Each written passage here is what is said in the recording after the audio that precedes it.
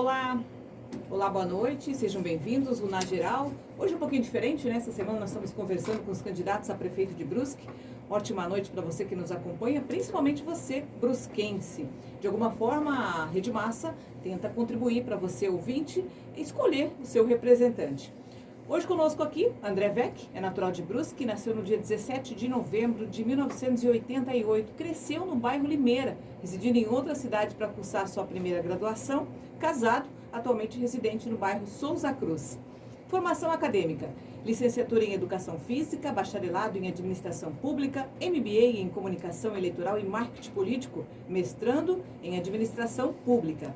Atividades profissionais, as principais: Instituto Estadual de Educação, professor, Prefeitura de Blumenau, gerente de programas e projetos de governo, Prefeitura de Brusque, coordenador, assessor técnico de gestão de projetos e planejamento governamental, diretor de governo e gestão estratégica, secretário municipal de governo e gestão estratégica, diretor-geral de governo e gestão estratégica. Câmara Municipal de Brusque, vereador e atualmente ocupando o cargo de prefeito interino. André Vec, seja bem-vindo aos estúdios da Rede Massa. E a pergunta é a seguinte: por que se candidatar a prefeito e quem é o candidato? Como que o senhor se define? Certo, Adriana, obrigado primeiro pelo convite, você, Clodoaldo, toda a equipe da Massa. Quero cumprimentar aqui todos os nossos ouvintes, deixar o meu abraço.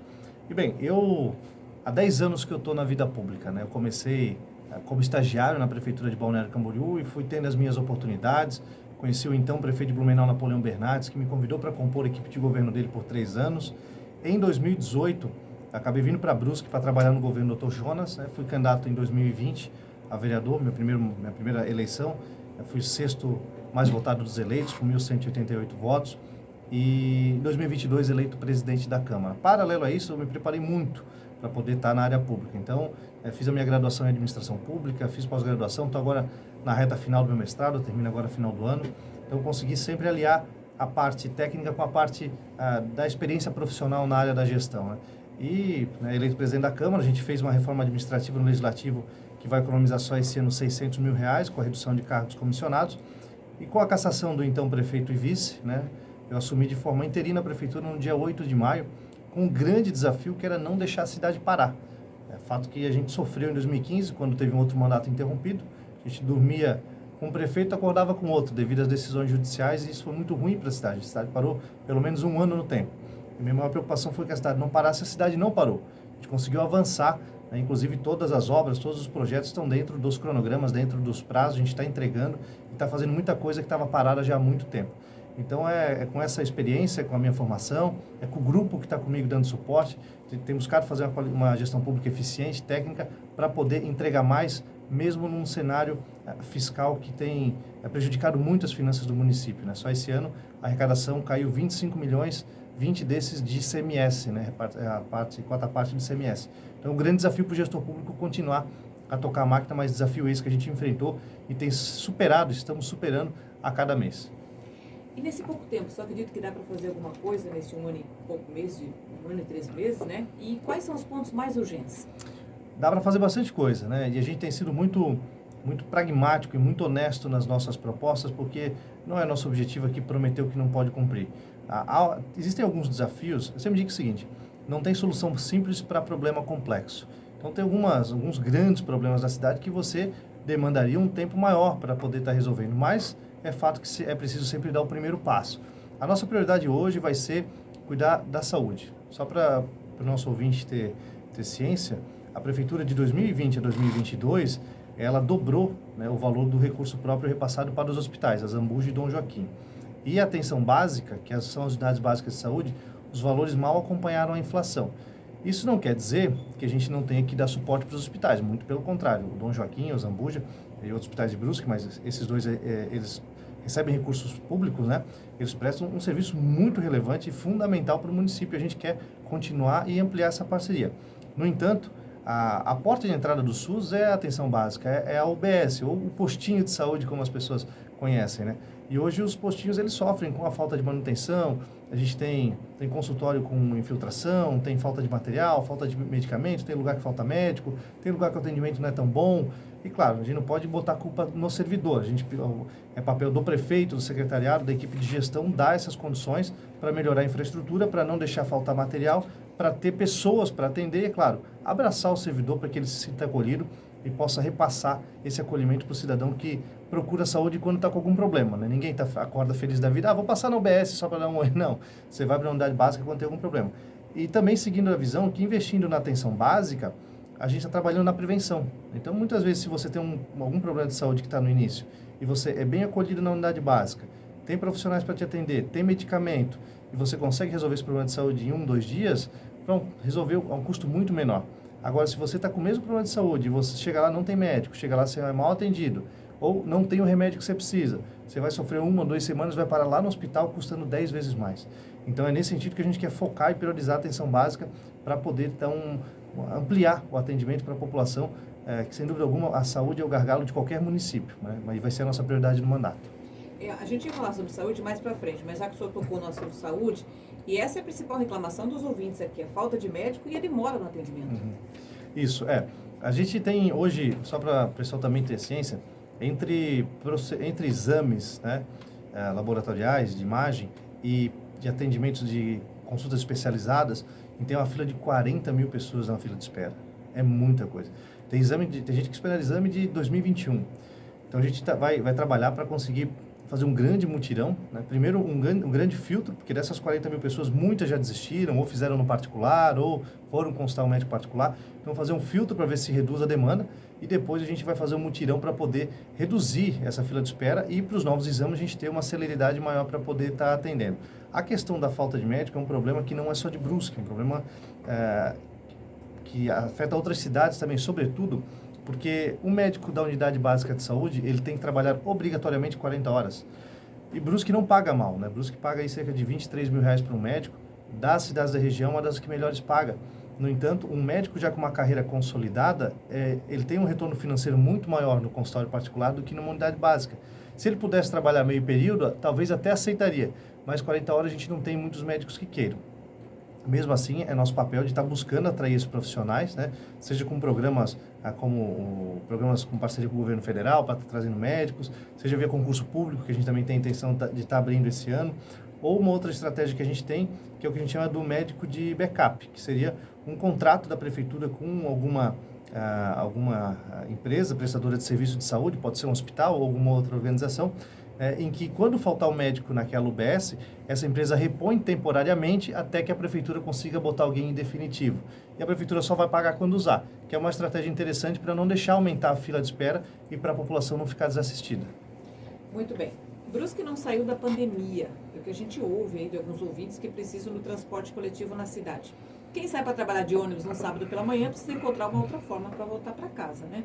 Uma reportagem do ano de 2013, de um portal do Estado, trouxe a seguinte manchete, candidato. Falta de horário de ônibus atrapalha trabalhadores em Brusque. Isso lá em 2013. Qual a sua proposta de imediato para resolver isso? Muito bom, muito bom. O transporte coletivo é um problema que Brusque sofre já há mais de uma década. É claro que com a pandemia isso se agravou, porque foram reduzidas linhas, né, para diversos bairros e não retornaram depois da pandemia. Por que eu falo mais de uma década? Porque há mais de uma década que a Justiça determinou, inclusive, que a Prefeitura deveria fazer uma nova concessão. E passaram N prefeitos e ninguém fez. É fato que esse ano iniciou-se uma conversa com a Unifeb para iniciar esse processo de concessão. E a gente tem dado continuidade, inclusive, agora em setembro a gente vai ter a apresentação do modelo de negócio para poder fazer as audiências públicas, encaminhar para o Tribunal de Contas e no ano que vem iniciar uma nova concessão. Hoje o transporte público em Brusque, ele é caro, ele não é confortável, não é atrativo, e as linhas são poucas. Então, naturalmente, as pessoas vão optar por, ou quem tem condição, é claro, de comprar um carro ou uma moto, né? E é mais carro na rua. E a gente já sofre com um problema de mobilidade. Tanto é que Brusque é uma das cidades que tem o maior índice de veículo por habitante do país, que é 0,8. É o dobro da média nacional, que é 0,4. Então, a gente precisa entender o transporte coletivo, primeiro, que não é só coisa para trabalhador, é coisa para todo... o transporte ele é público, ele é para todos, todo mundo tem que ter direito a ter o acesso. Usa quem quer, claro, mas a gente tem que proporcionar condições no transporte a um preço justo, que tenha as linhas que de fato atendam a demanda e que tenha um conforto mínimo, né? Hoje em dia não é inaceitável a gente pensar em ônibus sem acessibilidade, em ônibus sem ar-condicionado, um ônibus sem Wi-Fi. A gente tem que dar esse conforto para a população para incentivar as pessoas a usarem o transporte coletivo e, consequentemente, a gente poder tirar carro da rua, melhorando assim a mobilidade. Então, a nossa proposta é, ainda esse ano, avançar com um novo edital, para no ano que vem a gente fazer a concessão e ter uma nova empresa explorando o serviço aqui na cidade. Muito bem. Quais são os projetos para o esporte e como o senhor enxerga aí a luta do Brusque para construir um estádio?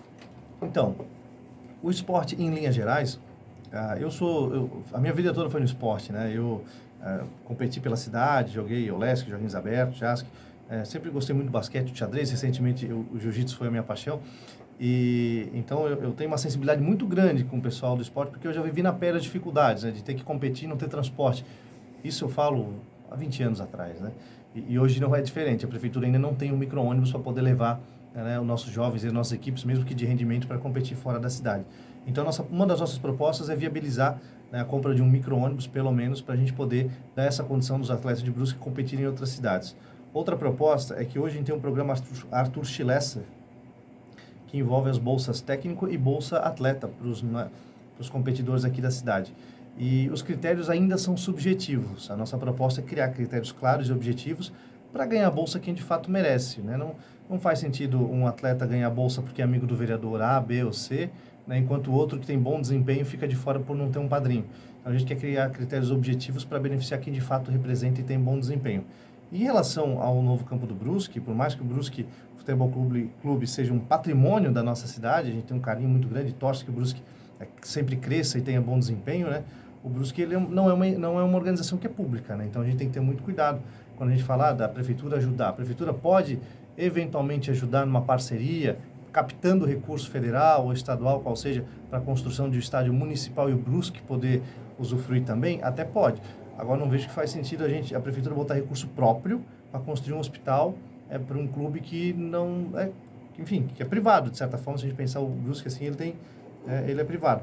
Então, sendo que a gente hoje tem outras prioridades, né, como a questão da saúde, educação, enfim, tem várias prioridades que a prefeitura precisa avançar e que já tem uma falta de recursos para isso. Então não faz sentido a gente pegar muito recurso para agora estar investindo num estádio.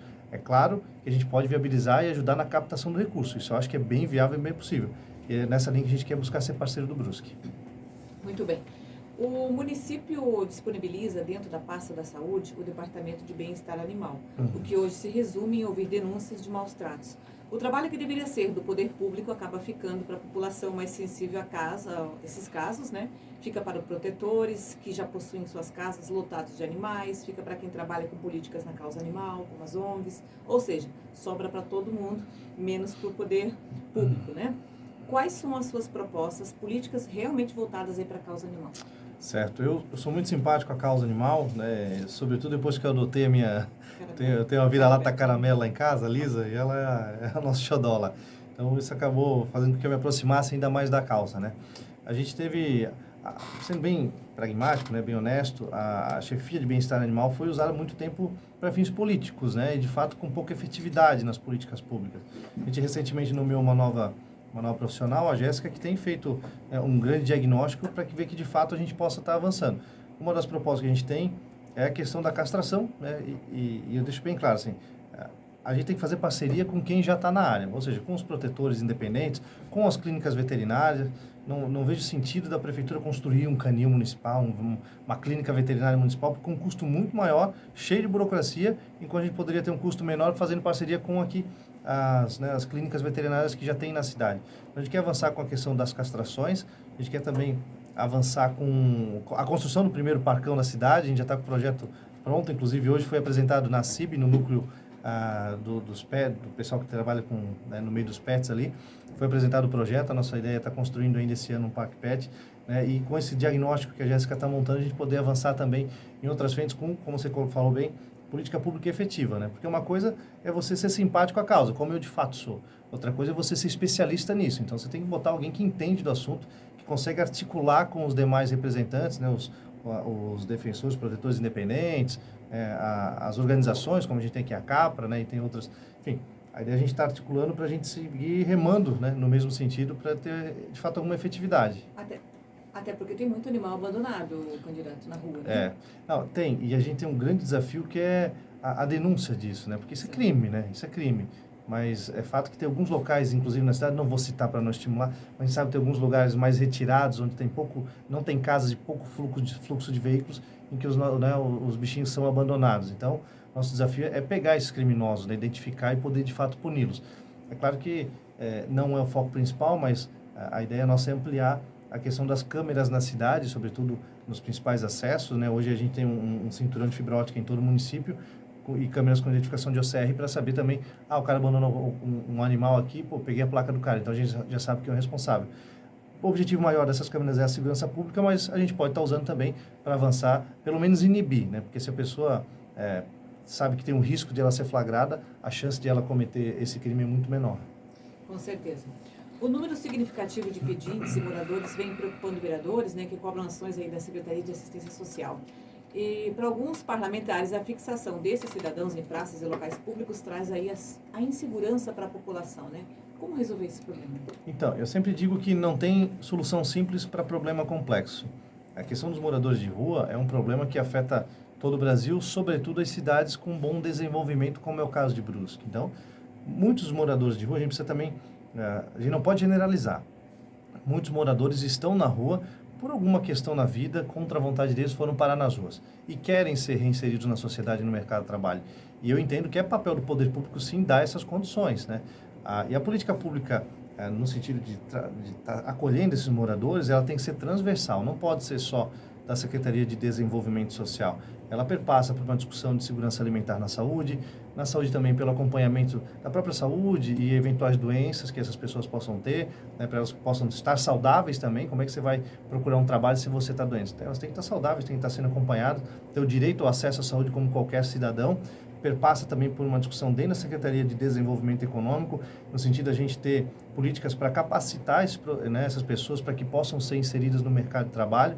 E, claro, sempre dialogando com outros órgãos, né? Com o Ministério Público, com a própria polícia, nos casos em que esses moradores ultrapassam o limite da lei, e aí sim a gente tem que puni-los com rigor, sim, porque são esses que incomodam, né? Tem gente que está na rua e quer ajuda e quer ser reinserido, a gente quer abraçar essas pessoas e dar condições para elas voltarem para a sociedade. E quem não quer ajuda, que ou está no vício, ou está causando confusão na rua, claro, a gente tem que punir ao rigor da lei, mas também não abandonar, não pode marginalizar essas pessoas. E a gente tem projetos muito bacanas, como a Fazenda Canã, o Projeto Vida, as igrejas em Brusque fazem um trabalho fantástico na assistência social, e é importante a gente trabalhar em rede, né, para todo mundo remar para o mesmo lado e otimizar esforços para a gente buscar de forma conjunta uma solução. Como eu disse, não é simples, não resolve da noite para o dia, mas é possível a gente ir avançando aos poucos para que, quem sabe, em alguns anos, a gente minimizar o impacto desse problema na cidade. Muito bem. Qual a sua proposta para ampliar e conservar as áreas verdes do município, considerando que elas comprovadamente, né, colaboram aí para a saúde e bem-estar da população?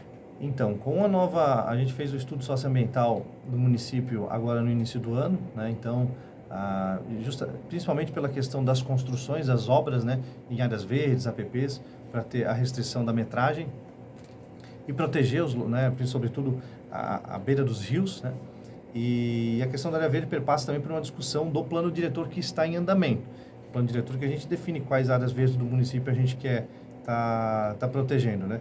Existem discussões, aí a gente precisa amadurecer, sobre a questão de crédito verde para as empresas, né? Ou residências que tenham, conservem determinada área com árvores, enfim, que elas tenham algum desconto eventualmente em um imposto, ainda na fase preliminar de estudos, mas é fato que a gente precisa ter um cuidado, porque, claro, queremos todos que a cidade se desenvolva, cresça, que a gente possa construir novos prédios, novas moradias, novos empreendimentos, mas tudo isso de forma sustentável, né? Sem que a gente esqueça da importância do meio ambiente, porque se a gente não se preocupar agora, a fatura lá na frente ela é muito mais cara. Então é preciso que a gente tenha muita responsabilidade em acompanhar esse crescimento e desenvolvimento da cidade, sempre com cuidado com o meio ambiente.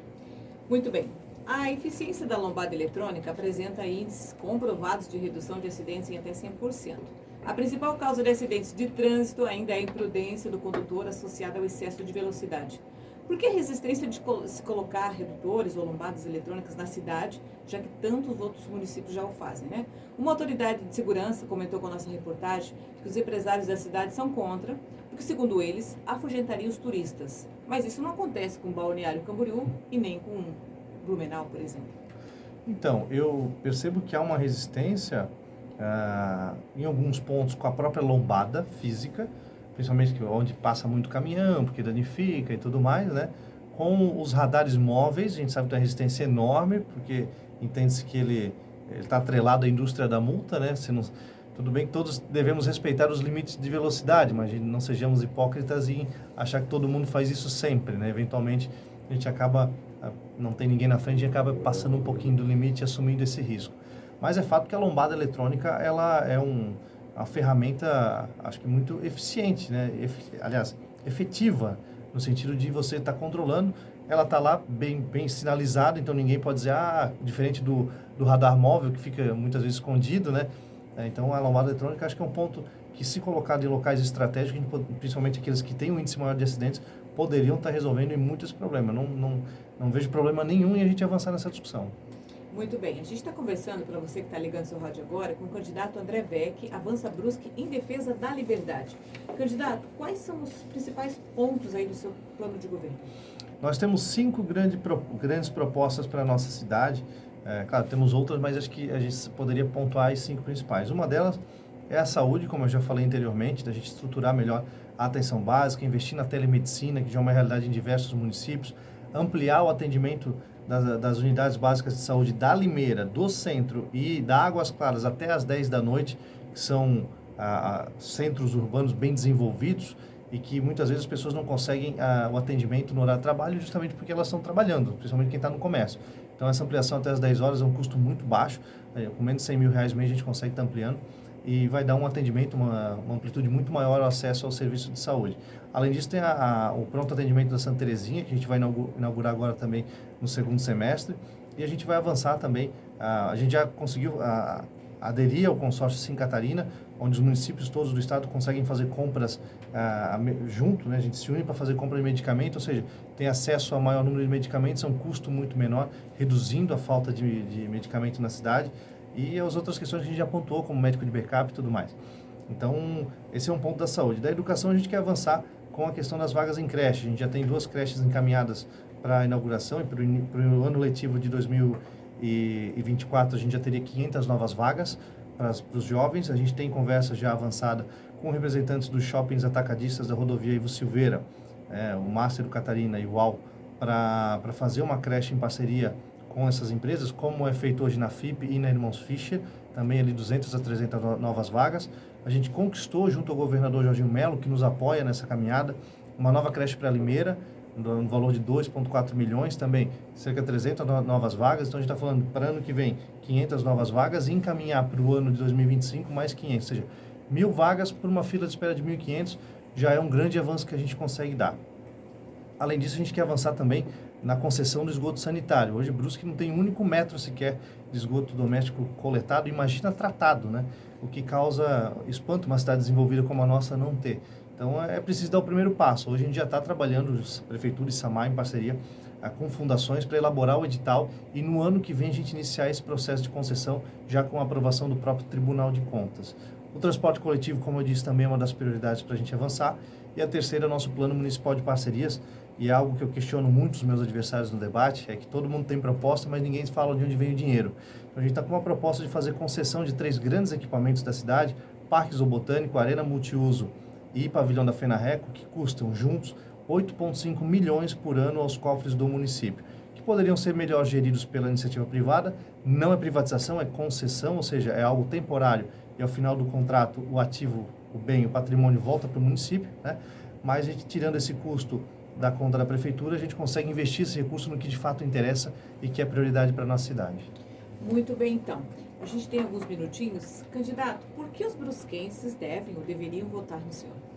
Olha, eu tenho um modo de fazer política que eu não gosto de olhar pelo retrovisor. Eu penso que todo prefeito que já passou pelo executivo, né, ele deixou seu legado, teve seus erros, os seus acertos, como todo ser humano, como você tem, como eu tenho. Então, a gente não está aqui para ficar olhando para trás e apagando o legado, falando mal dos outros. E eu tenho, desde que eu assumi a prefeitura, eu sempre busquei continuar o que estava dando certo, sem preocupação de quem foi o pai da criança, quem tem o mérito. Se está dando certo, vamos continuar. E aos poucos fazer os ajustes daquilo que a gente entende que é necessário. E respeitando os grupos políticos que já passaram, hoje eu defendo que a gente tem 3 candidaturas do passado e uma do futuro. Uma candidatura de um ex-prefeito, né, que é o do PT, que já fez seu trabalho, já mostrou o seu trabalho. Outras 2 candidaturas apoiadas por ex-prefeitos também, né? Então, são 3 candidaturas que falam muito do passado. E a nossa vem com uma nova proposta de gestão, né, uma gestão inovadora, um grupo jovem com novas ideias, respeitando, claro, a experiência, né? Mas a gente vem então com uma chapa, uma equipe olhando para o futuro, né? A gente tem a maior abertura ao governo do Estado, né? O PL do governador Jorginho Melo e do presidente Bolsonaro estão conosco, inclusive o vice da nossa chapa é do PL, então a gente tem hoje 11 deputados estaduais, 6 federais, senador, governador, além de deputados de outros partidos, uma coligação suprapartidária, que nos dá acesso na busca de recursos, sobretudo num cenário econômico aí que deixa as prefeituras muito preocupadas. E, claro, a minha formação, a minha experiência e o trabalho que eu já desenvolvi na cidade ao longo desses 10 anos também me credenciam hoje para estar disputando e fazendo um bom trabalho na prefeitura. Então, é por esses e outros motivos que a gente pede o voto no 27 para as pessoas que nos ouvem, no dia 3 de setembro, para Brusque seguir avançando, respeitando o que vinha dando certo e aos poucos mudando aquilo que precisa melhorar e que a cidade possa ter um novo modelo, uma nova forma de pensar Brusque, de pensar o futuro da nossa cidade. Muito bem, então, na geral especial, né, encerramos aí, conversamos durante toda a semana com os candidatos a prefeito aqui da cidade de Brusque. Neste domingo acontece a eleição e hoje conversamos então com o André Weck, Avança Brusque em defesa da liberdade. Obrigado, candidato. Boa sorte. Eu agradeço mais uma vez o convite e a oportunidade. É sempre bom a gente poder expor as nossas ideias. A gente está nessa reta final da campanha e eu faço aqui um último pedido, né, de voto aí para o nosso ouvinte no 27, no dia 3 de setembro. Para que a cidade não tenha que ter uma nova mudança, o risco de parar tudo, dos projetos serem interrompidos, uma gestão eficiente, técnica, honesta, para a gente poder fazer um trabalho aí que seja motivo de orgulho para todos os brusquenses. Muito bem, então, agradecemos a sua participação e agora a gente segue com Elias Silveira, diretamente de Balneário Camboriú.